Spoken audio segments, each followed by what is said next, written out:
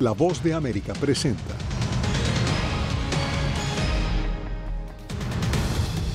Naciones Unidas pide a Israel detener ataques en Gaza a medida que avanza su incursión en Gaza. En una ceremonia para recordar a las víctimas del Holocausto, el presidente Joe Biden advierte que percibe un incremento feroz del antisemitismo en Estados Unidos.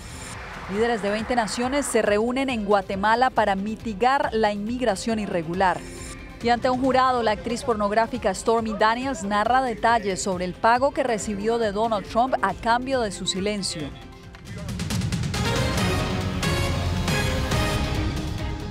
Bienvenidos al Mundo al Día. Israel bombardeó Rafah en una operación que muchos temen sea el inicio de su tan anunciada incursión. Esta madrugada movilizó tropas a ese punto de Gaza, donde permanece una gran cantidad de palestinos desplazados y es un punto vital para el ingreso de ayuda humanitaria desde Egipto.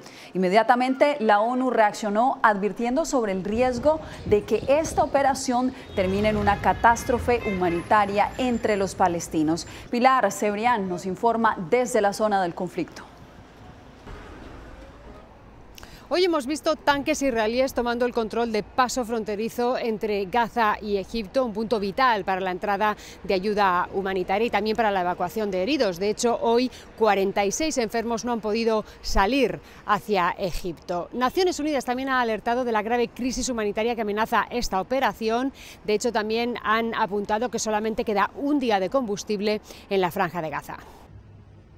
Un vídeo difundido por las Fuerzas de Defensa de Israel muestra la incursión de las tropas de ese país a bordo de tanques de guerra en la zona fronteriza de Rafah, en la Franja de Gaza. El posicionamiento de tropas israelíes y las alertas aéreas de evacuación movilizan de manera masiva a los palestinos en Rafah, quienes temen un escenario poco optimista. Espero por Dios que se produzca la tregua. Esperamos a que se produzca, pero lo que veo es que Netanyahu no quiere un alto el fuego. Quiere desplazar al pueblo palestino al Sinaí, destruir Gaza y ocuparla. En el hospital de Rafah atienden a los palestinos heridos durante bombardeos recientes. Autoridades estiman que la localidad fronteriza albergaba a 1,4 millones de residentes. El cierre del cruce de Rafah contribuirá aún más al deterioro de la situación sanitaria en la Franja de Gaza, específicamente en la ciudad de Rafah, porque es a través de este cruce por donde llegan los suministros médicos esenciales necesarios para la atención sanitaria en Gaza. El secretario general de la ONU, Antonio Guterres, manifestó preocupación ante lo que considera una dirección equivocada de la escalada en Gaza. ¿No han sufrido suficientes muertes y destrucción los civiles? No se equivoquen. Un ataque a gran escala contra Rafah sería una catástrofe humana. Incontables familias más se verán obligadas a huir una vez más, sin ningún lugar seguro a donde ir. No obstante, el primer ministro israelí, Benjamin Netanyahu, destacó que el objetivo de la incursión es la liberación de rehenes y la eliminación de Hamás. Al mismo tiempo, dijo que la delegación de su país tiene condiciones firmes para negociar en El Cairo el cese al fuego. Israel no permitirá que Hamás restablezca su malvado gobierno en la Franja de Gaza. Y hoy están en El Cairo tanto Hamás como una delegación israelí. El principal escollo sigue siendo que en la respuesta de Hamás está incluido un término, calma sostenida, como un compromiso que debe adquirir Israel después de que pasen 42 días de tregua. Los israelíes insisten en que todo esto es una estrategia de Hamás para detener la ofensiva sobre Rafah. Pilar Cebrián, Voz de América, Jerusalén. Y hoy, al rendir homenaje a las víctimas del Holocausto nazi, el presidente Joe Biden vinculó el exterminio que vivieron los judíos hace 80 años con las protestas universitarias aquí en Estados Unidos, pero también con la guerra en Gaza. Jacopo Luzzi, ¿qué más destacó el mandatario en su condena al antisemitismo? Bueno, Yasmín, el discurso llegó en un momento, recordamos, crítico para Biden, quien ha luchado por equilibrar su apoyo a Israel en la guerra contra Hamás con la indignación por el costo causado entre los civiles de Gaza. Los grupos judíos, de hecho, urgen a la Casa Blanca que tomen medidas más firmes para combatir el antisemitismo que se señaló en aumento, por ejemplo, durante las protestas pro-Palestina en las universidades estadounidenses, algo que Joe Biden definió como inaceptable. El presidente Biden declaró este martes que el odio a los judíos sigue estando profundamente en los corazones de demasiadas personas, diciendo que hubo una feroz oleada de antisemitismo en Estados Unidos tras los ataques de Hamás del 7 de octubre pasado. En el marco de los días de conmemoración del Museo del Holocausto de Estados Unidos, el mandatario invitó a todos a oponerse a estos ataques contra los judíos, advirtiendo que se corre riesgo de olvidar las lecciones del Holocausto. No 75 años después, sino apenas 7 meses y medio después, y la gente ya está olvidando que Hamás desató este terror. Fue Hamás quien brutalizó a los israelíes. Fue Hamás quien tomó y sigue manteniendo rehenes. Yo no he olvidado. El discurso se produjo en medio de semanas de protestas en los campus universitarios estadounidenses contra la guerra en Gaza, con estudiantes exigiendo que Biden deje de enviar armas a Israel. En algunos casos, las manifestaciones incluyeron retórica antisemita y acoso contra estudiantes judíos, que Biden definió como inaceptables. No hay lugar en ningún campus de Estados Unidos ni en ningún lugar de Estados Unidos para el antisemitismo o el discurso de odio o las amenazas de violencia de ningún tipo. También los republicanos del Congreso mostraron su apoyo a los judíos e Israel. Los legisladores ya aprobaron de manera bipartidista un paquete multimillonario de ayuda para los israelíes y prometieron hacer más para tutelarlos. Como Congreso juntos enviamos un mensaje, dimos testimonio del pasado y le dijimos al mundo que Israel y el pueblo judío no están solos. Estados Unidos, dijo la Casa Blanca, prometió que su compromiso con la seguridad de Israel y su derecho a existir será férreo. Una cosa importante que Biden subrayó: su administración respeta y protege el derecho fundamental a la libertad de expresión y a protestar pacíficamente, pero enfatizó la necesidad de que esas protestas permanezcan libres de violencia sin la necesidad de dar lugar a redadas y arrestos policiales. Era Jacopo Luzzi informando desde la Casa Blanca. Gracias, Jacopo.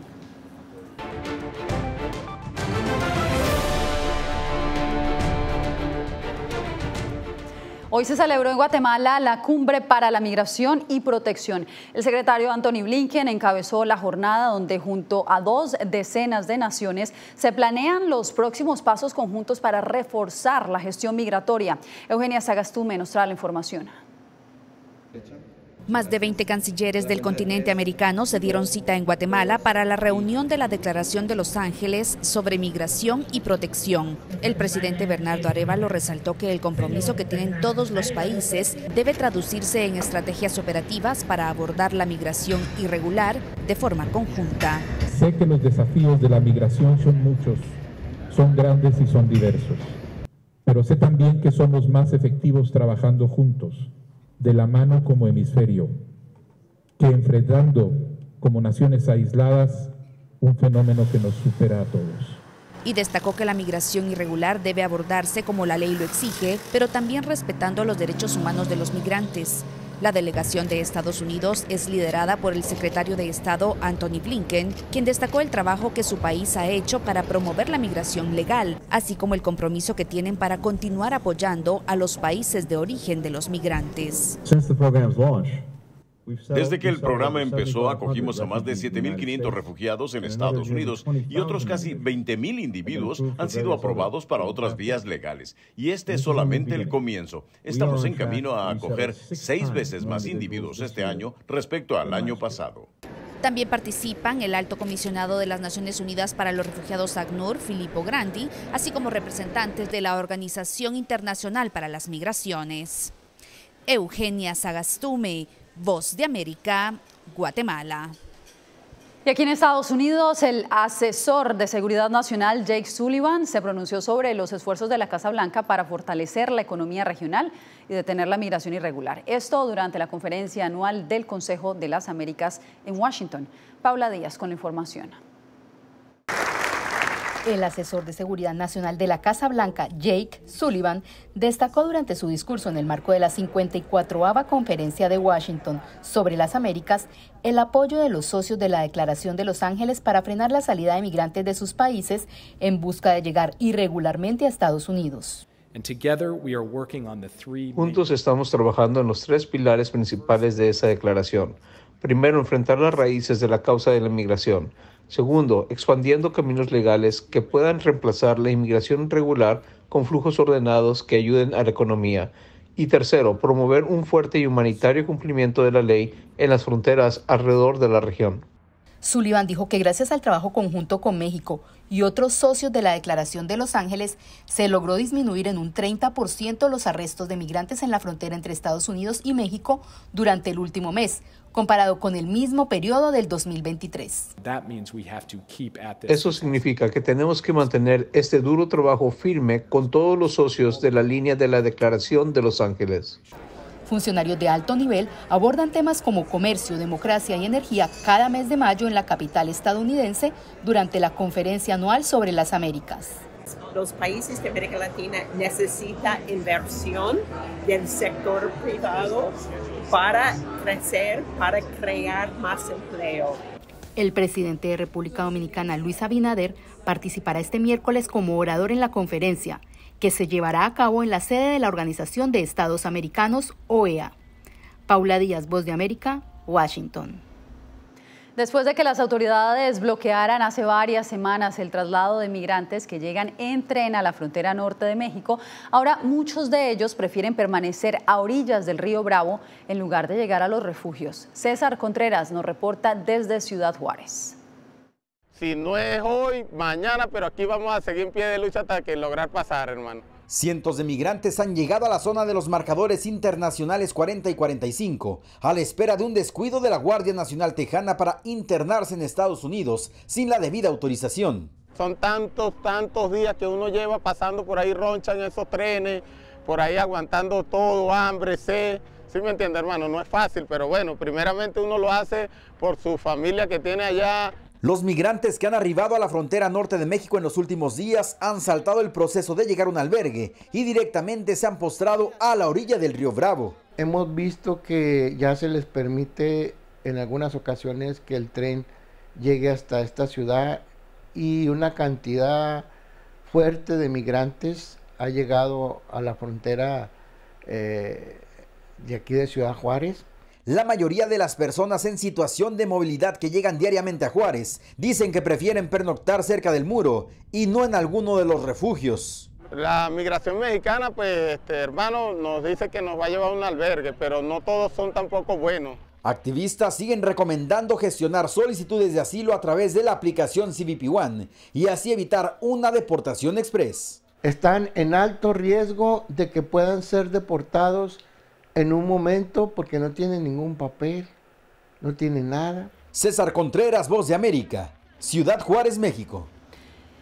Y la patrulla fronteriza reporta en San Diego, California, la mayor cantidad de migrantes irregulares a lo largo de la frontera sur. Vicente Calderón nos informa.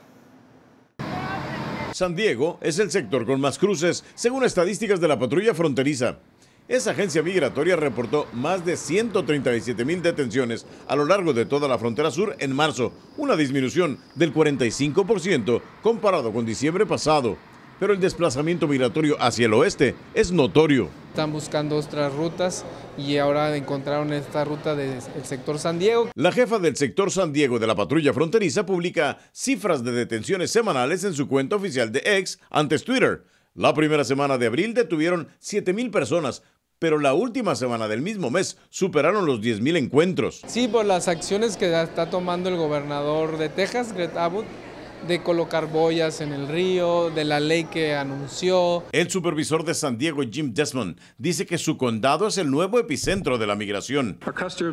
Aduanas y protección fronteriza están rebasados. El funcionario documenta en sus redes sociales el flujo constante de migrantes y cómo los liberan para que lleguen a su destino. Critica que esto se subsidie con fondos públicos. Ya gastamos $6 millones y los números siguen empeorando. Con el incremento también aumentaron los accidentes de quienes caen del nuevo muro fronterizo, que es mucho más alto. En 2023 eran más de 400 personas que se cayeron del muro con lesiones. El número de muertos por ese cruce irregular también va en aumento. Vicente Calderón, Voz de América, Tijuana. Una serie de tornados golpeó durante la noche de este lunes al estado de Oklahoma.